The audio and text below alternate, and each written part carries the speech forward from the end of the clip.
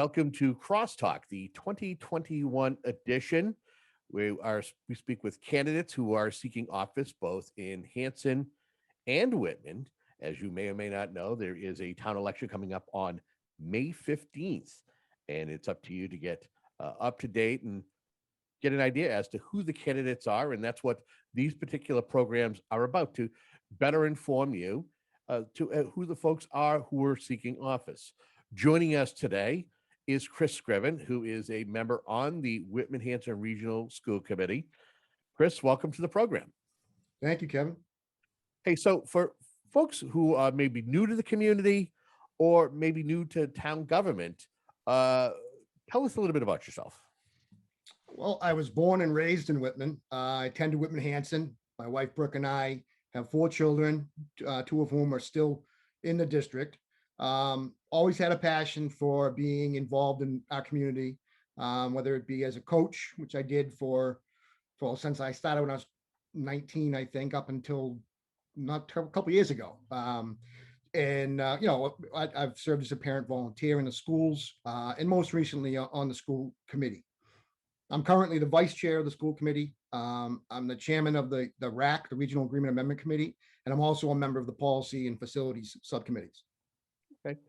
Well, talk to me about running for another term on the school committee. What is it meant to serve on the school committee? And what are you looking forward to if you are reelected?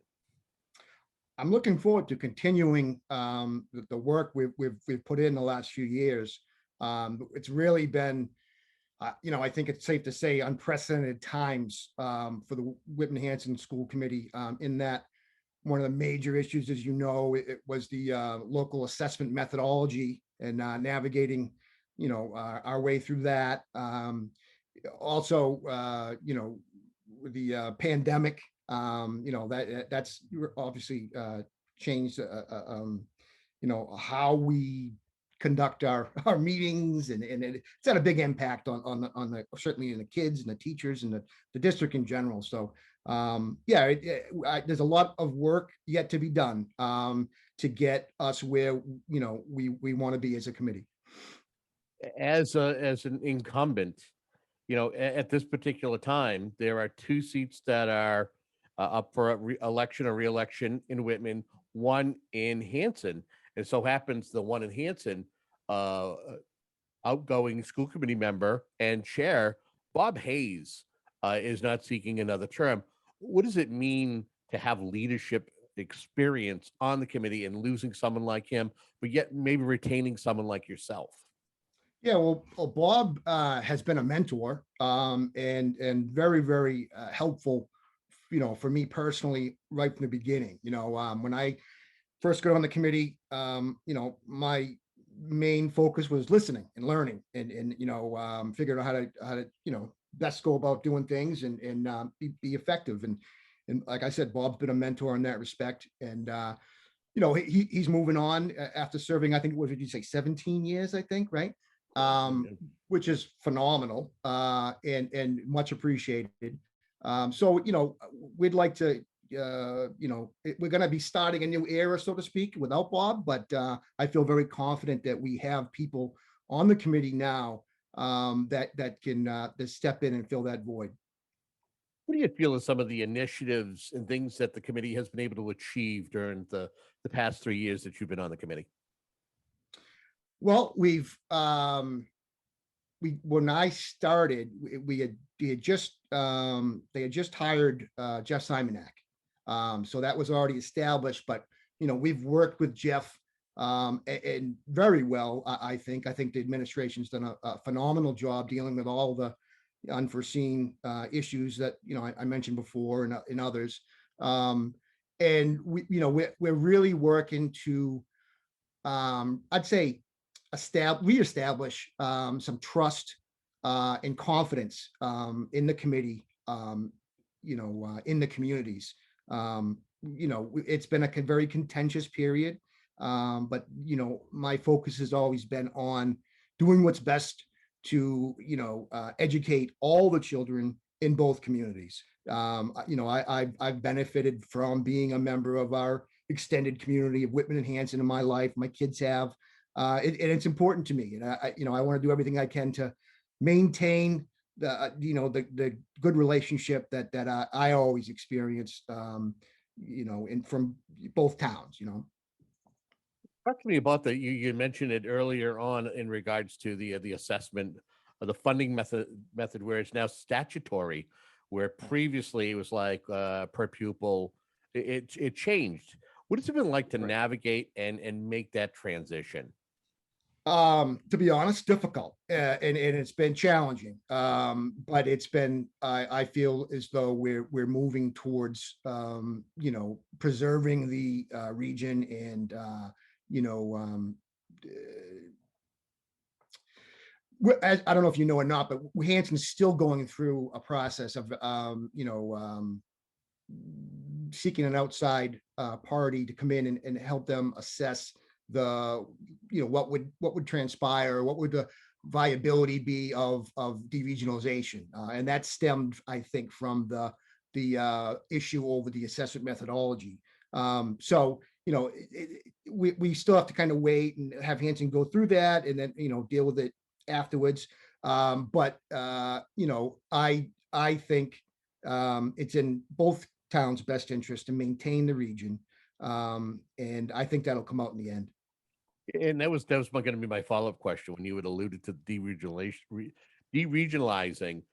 that, Yeah, I believe last year, the town of Hanson did decide to, they put together a committee and they've been correct. weighing and assessing it. I Yeah. mean, what are your thoughts if they do end up doing that? I mean, what are your major concerns if Whitman has to basically have its own, school district and fund that? Yeah, so I guess from honestly, from everything I've heard, it's a very cumbersome. It takes a long time, and it's very expensive to deregionalize.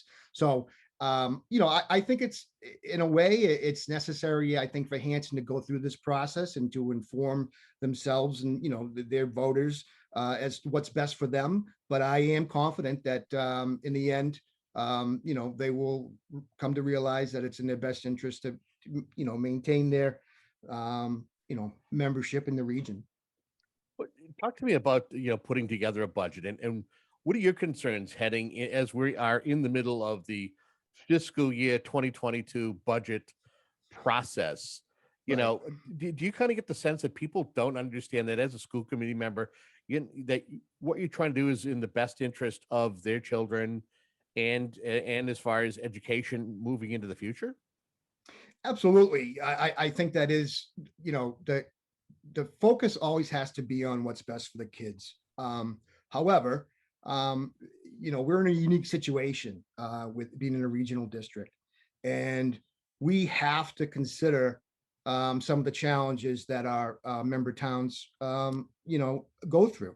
And that's been one of the challenges, from being on the committee last few years, has been the budget shortfalls. And, first it was Whitman, then it was Hanson. And so, I don't think it's a recipe for success to solely focus on getting the maximum amount of resources for the kids, and getting everything you can out of the communities. I think you have to balance. I think you have to understand where the towns are, and be vigilant about promoting and the advocacy for the kids. But nothing happens in a vacuum, and we have to understand that we're partners with both Whitman and Hanson, along with the school committee, and we have to maintain those relationships, and be considerate of the fact that both communities have gone through some very tough times. And knowing that, if you could, I mean, where do things stand for the ongoing budget cycle for the schools? Are we looking at a level services budget? And this is going to be a budget that you don't have to worry about telling the district that you may have to cut programs, you may have to cut teachers. Is it looking good to this point? And is that what you want? Well, no, you want to try to get to the point where you can add services. You want to get to the point where you can make Whitman Hanson, be known for being a very successful district with all the kind of programs that keep people in your district and discourage people from going outside, because it's very expensive to have people leaving our district. It affects us in some different ways. And I don't ever want to settle for just level funding, but like I said, there are challenges, and we have an approved budget. And it really, I feel confident that that it will be supported in Whitman, and I'm very optimistic that it will be supported in Hanson as well. Because they, as you know, probably they are going to have a vote on the town override. And I feel good about it. I feel we have some good momentum coming off last year's budget. And I'm hoping for the best. So the one thing I would ask you, Whitman for the longest time had a town administrator for nearly 20 years, and I'm talking about Frank Lynham. Frank Lynham has, since he's serving in an interim to help Lincoln Heineman, a new town administrator. You look at Hanson, and of course we know that their town administrator has kind of come on board with the school district, and you have a new town administrator there. What are your thoughts in regards to moving forward in the future with relatively new people, and then gaining an understanding of the process when it comes to the funding and the discussions that you're normally used to having with individuals who understand the process? Right. So I see it as an opportunity, really, to build and foster the relationships that really are needed to, as I said, get the support of both communities. So it's a great to have a new town administrator in Whitman, and I had a chance to meet him. Seems like a very nice gentleman and got a great resume. I'm looking forward to it. I think it's a good opportunity. A couple of years ago, Jeff Simonak, as he was coming on board as new school superintendent or the district superintendent, discussed the fact that the Mass School Building Authority had taken a look at a RFP that was put forth by the town of Whitman to build a new middle school. We talk about moving forward. How important is a capital project like this for at least the town of Whitman? I think it's very important, and I'm happy to be involved with I'm on the committee, the building committee, and we've cleared all the initial hurdles, and we've been entered into the last phase of that now, which is all great. But I went to, well, at the time it was it was Whitman Middle. I was going to say West Middle, but we were the first class to go through that building as a consolidated middle school, where it used to be East Middle and West Middle. We are in dire need of a new building, and I think the fact that the state saw it the same way we did is very encouraging. It's going to serve our community well. Besides yourself, there are multiple candidates that are running for school committee. What do you feel are some of the other issues as you're out talking to folks, maybe their friends, their family, when you have a chance to talk to them? What do they feel are the concerns about the school district and educating the children over the next few years?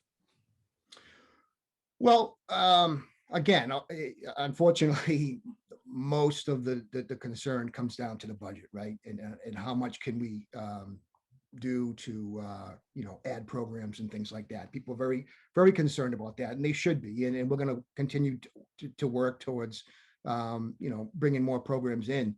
To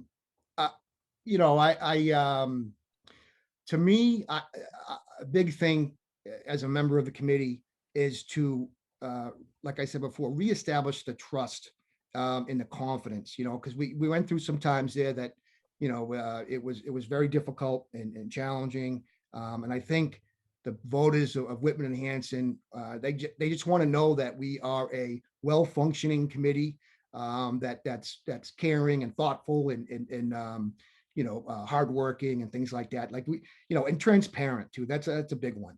People want to know that things are being done the way they should be. And that's what's very important to me from a leadership perspective is, keeping those things in mind. What has it been like to be an elected official during a global pandemic? What has that been like? Yeah, so it's new to me and new to everybody else too, right? So like the new normal, right? So yeah, it's been interesting. It's been contentious at times, but again, that comes with the territory. And specifically talking about coming up with the hybrid model we had. And then when it was time to get the kids back in school, we wanted to make sure we'd be doing everything, safely and in a way that was well thought out. And I think we did that. And again, kudos to the administration for how they handled that. And yeah, I think it went very well. If you are reelected come May 15th, what would you like to accomplish? What would you like to see the committee tackle in the next couple of years?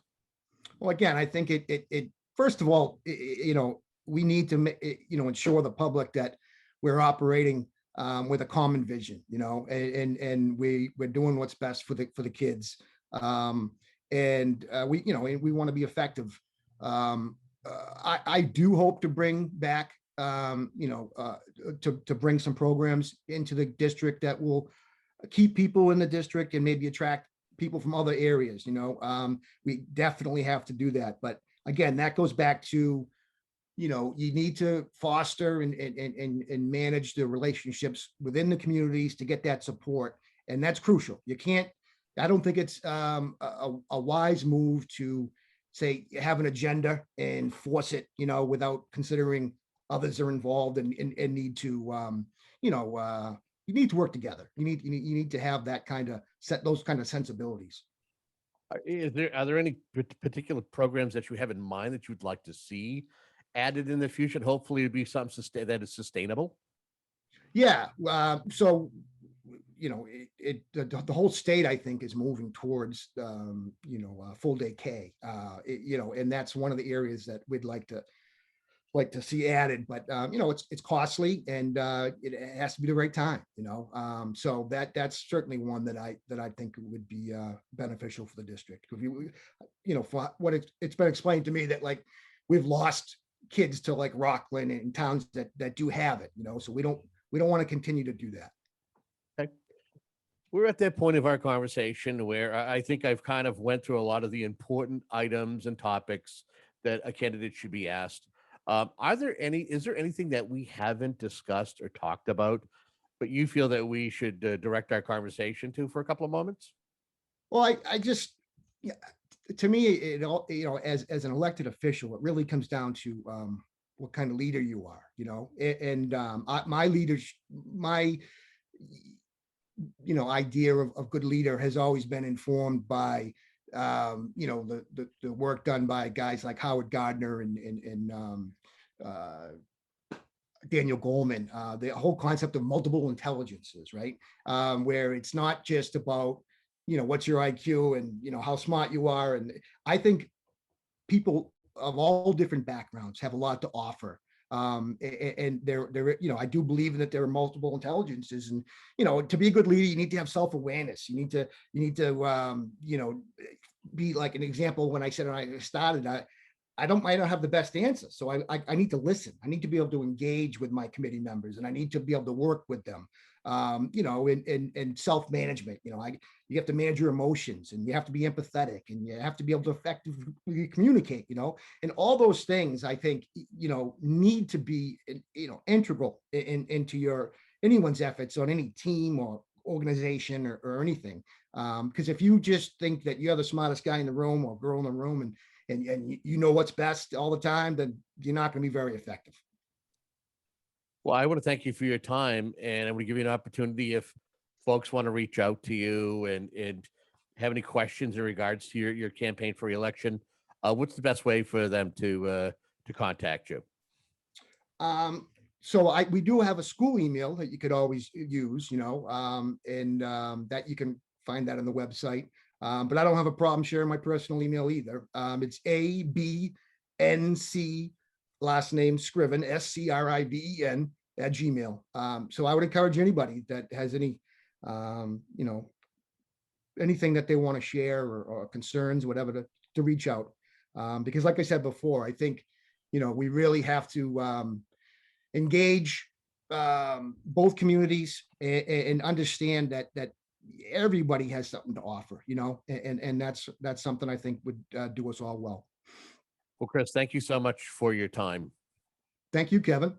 You got it. And I want to thank you, the viewer at home, for tuning into these conversations. Again, they're geared towards sharing with you information about the candidates and letting them share with you their platforms and why you should vote for them. So you're a better informed voter come May 15th. If you don't know anything in regards to if you're still eligible to vote, where to vote, contact your town clerk's office, email, or give them a call, and I'm sure they'll gladly help you. Again, May 15th to Saturday, and it's right around the corner. So get informed, get educated. Thank you for tuning in. Have a good day.